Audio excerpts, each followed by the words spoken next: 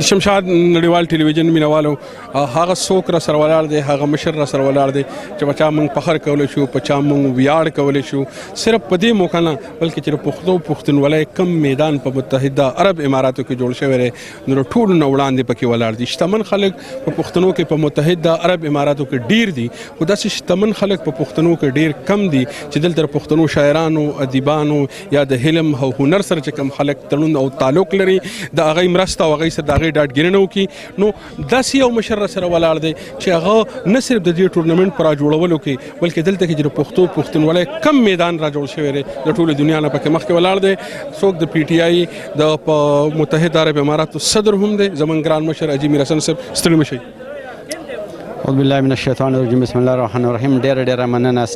نزار بھائی، بل د ستاسو د چینل ډیره شکریا ادا کوم. الحمدلله چې په هر ټایم کې دی هر ځای ته ځان په خپل صحیح ټایم باندې رسي او د هغه دی چې کم ترتیبي کم پروګرام یې په صحیح طریقه باندې د هغې پاټونه اخلي. ډیره مهرباني باید کړي. دا نن چې کوم کیلو شو نو دا زمونږ د پښتنو یو کیل دی، ډېر د پخوا نه را روان دی او د هغې دپاره د ډېر لرې نه خلک راځي. لکه نن دا ستاسو د وړاندې دي 12-1300 کسان راغلي دي او نن دا لکه بیزي سکیجول نن چې دا کوم جمعې ورځ وه په دې باندې د خلکو نور کارونه ډېري، خو نه بیا د خلکو د خدای پاک قدر وکړي. زمونږ پښتانه هسې هم که هر چې طریقه په افغانستان کې دي که په پاکستان کې دي پښتانه دي، پښتانه هر چې ته په یو بل باندې مې نوم دي او فخر هم کوي. نو موږ دا وایو چې یاره چېرته پښتاني نو هغه د یو بل ملګرتیا هم کوي او په هر میدان کې د یو بل سره ولاړي، ځکه چې د پښتنو نه پښتنو ته ډېر کریډټ میلاویږي.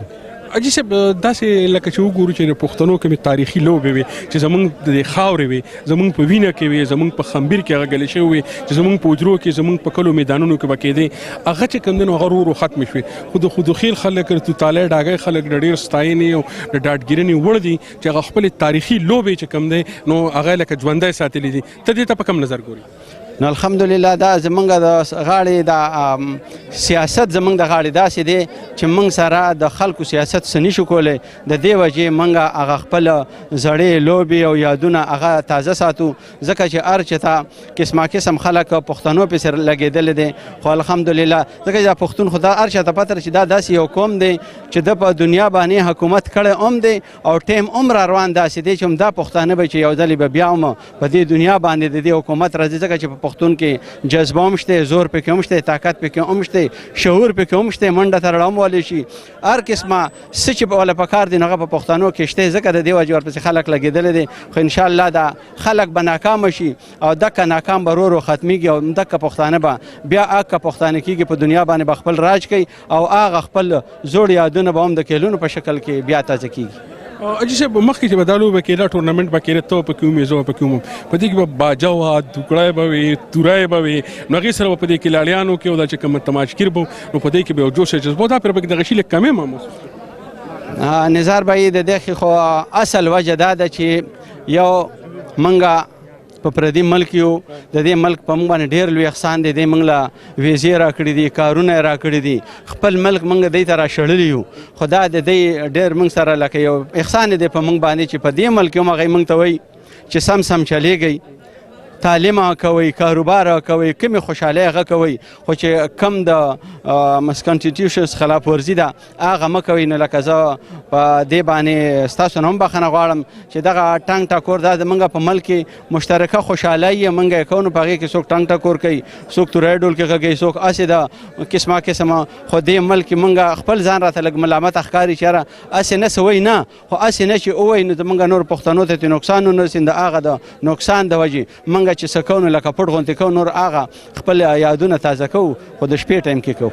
صاحب نور داسې بلا شتمن خلک دي په پښتنو کې هغوی چې داسې میدانونه صحیح کړي نو اکثر ګوټونو کې پټېږي. ته میدان ته راوځي داسې کومه جذبه یې پرې زړه کې چې داسې دې میدان ته راوځي او د پښتنو وروڼو د دې ساده باده د دې شډلو بډلو پښتنو ستاینه او ډاډګیرنه کوي؟ نزار بھائی ما ما ته پته راشي دا زندګۍ لکه یو سړي که سوچ وکړه چې د دنیا ته خلک سله راغلی لکه په قرآن کې مو وایي چې ومن نعمره ننکسو الله پاک وایي زندګي دله درکوم خو د وروسته نه د ختموم. اوس د دې زندګۍ ته دا پته نه لګي چې ګنټه ده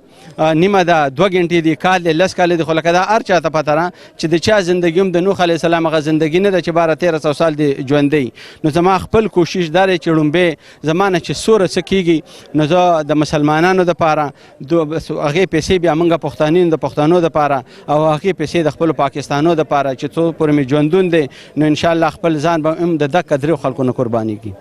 نو د پښتو هغه تاریخي ټپه ماته یاده شوه چې زما د رزق الله شته دی ګټلې مال به په وطن تعالی کوم. ایسه پوړ کې که کومه بله داسې خبره وي چې د شمشاد ټي وي په شیشه د نړۍ پښتنو ته کول غواړم نو بس زه خو د ټولو پښتنو ته او ما د دې چینل په ذریعه باندې دا خاص کومه چې په کم ملک یې نو الله پاک خوشحاله ساته او د خوشحالۍ زندگی ځان له په هغه ملکونو کې ځکه چې دا بار ملکونه موږ ته د مجبورۍ نه د غاړې شوي دي او کوشش دا کوئ چې 2 څلور شپږ اته یو ځای کېږئ ځان له یو معمولي غوندې کاروبار شروع کوئ او بل په خپل ملک هم که چېرې موږ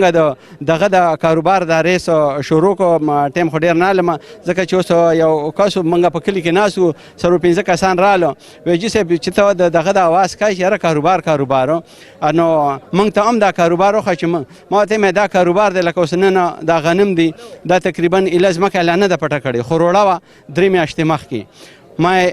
تاسو دا غنم د هر چا نه په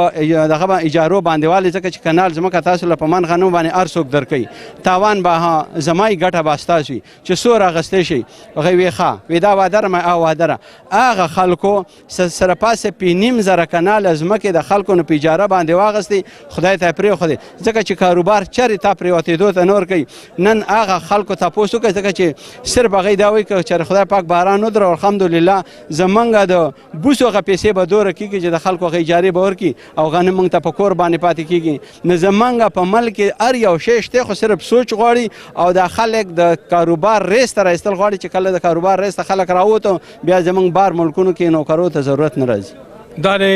د پاکستان تحریک انصاف د متحده عرب اماراتو مشر ګران مشر حاجي میر حسن صاحب ستاسو یو نړۍ مننه ډېره مهرباني.